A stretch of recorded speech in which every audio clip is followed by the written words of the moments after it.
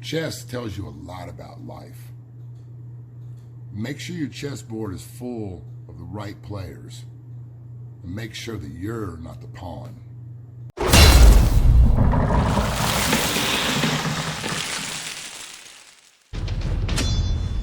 Who wants to be king?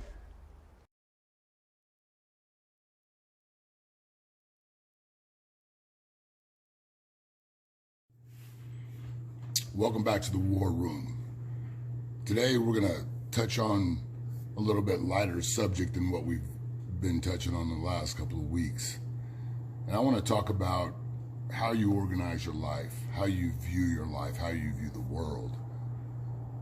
A couple of weeks ago, my grandson came over and challenged me to a chess game. And he's 13 years old now. He joined the chess team at his school, and you know, over the course of time, he's felt like he's got some game. So every time he comes over, he pulls out the chessboard, lines them up, and calls me to the square, and I whoop his ass because that's what's supposed to happen. But every time we play, I teach him a lesson, because the reason why he plays the way he plays, number one, is because he doesn't have a lot of experience. But another big reason is because of the way he thinks. He's young. He wants everything right now. He wants to attack. He's got a mentality better suited to play checkers than chess. Because although he knows how the pieces move, I don't think he has an understanding of what the pieces mean. And so oftentimes he'll sacrifice a castle or a knight, and sometimes even a queen, to take a pawn. You know, every time we play, I watch him, and I've gotten to the point where I don't tell him not to make a move, and I'll allow him to hang himself. And I started thinking about it the other day when I was playing with a buddy of mine. He's an older guy. He's got actual battlefield experience. And the way he plays is drastically different. I've got to watch my six with this dude because he sets traps that I can't see. And again, that goes from experience on the chessboard, but I think it's also experience in life. Because the way that he views life, the reason why we're friends, is because he views life like a chessboard, not a checkerboard. I often say that all of us we're all responsible for our lives. We're all the authors of our story. We're all kings in our kingdom.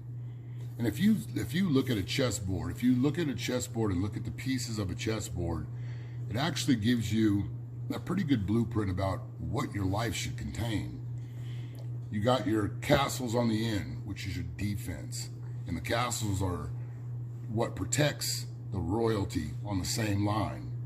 You've got your knights, which are your protectors. You've got your bishops, which is your spiritual advisors, your religion, for lack of a better word, leaders. And then you've got your king and your queen. And in front of your royalty, you've got pawns. I think in life, all of us, we all start off as pawns, no matter if we're born into royalty or not. I think in life, we all start off as pawns, because even as children, they're born with a silver spoon in their mouth. You're still a dummy. You don't know anything other than what you're being taught, and you're a pawn of your parents' whims. You're gonna move the way that the king and the queen and or the bishops tell you to. And everybody in the kingdom is going to make sure that you do the right thing, because the way that order works is if a pawn sees the prince do something wrong and doesn't say anything to the king and the queen, and it's found out, there's going to be problems. So that's a community. You have a community, basically. And the king and the queen is the mother and the father. And you go outward, and that's what it should look like. When I look at my life, and how I've grown up and changed over the years, and went from being an ignorant young fool with no kingdom to what I've built today, so many things have changed. And I can go back all through my life and see where, I started off a pawn, and then I moved into knighthood, and then moved through the chain, and now I sit on my throne. And I look out and I look at the people that I'm surrounded with. I look at my line of royalty, if you will, and it's strong. It's made up of strong men and women who have the same values, the same moral basis, the same basic belief system about what's right and wrong, and willing to defend those things. I look out at what I consider to be the pawns in my life, and I don't surround myself with people that I look at as pawns per se. What pawns are in my life is my community, the people that I don't know. Those people are equally those people are equally important to me, because if somebody comes to invade my kingdom, my town, my castle, my home, the people that are around me, the people that I don't know, those are the people who I would hope would stand to and help me defend my town, my home, my property. And I would do the same for them, because an invading force isn't just going to stop with them. They're going to eventually come to me. And if I don't help them, then who's going to help me? And that's the way that I look at things. So I don't look at anyone in my life, anybody that I cross paths with, as unimportant. So to me, there's no real pawns except for people who willingly put themselves in situations and not take the lifeboats in the hands that are reaching out to try to save them. Those are the true pawns. The people that don't take responsibility for where they are, who they are, and what they do in life. Those are the pawns in life. But what I would urge you to do is look at your life. Look at your life, and whether you like it or not, whether you want to accept it or not, you are sitting on a throne. That is your kingdom. Your world, your life, your experience is your kingdom. You are king of your kingdom. And I would urge you to look out and look across your royalty.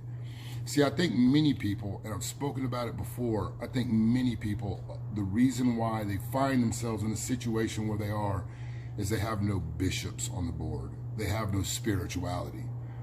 And many of them mistakenly believe that I'm a Bible-thumping Christian that's caught up in the Western Christianity mindset. You could be no further from the truth than that.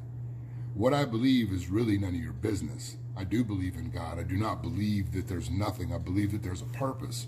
What I believe, how I believe, is really none of your business. It's that I believe in something that's bigger than myself, that I'm not my own God, is what matters in my life.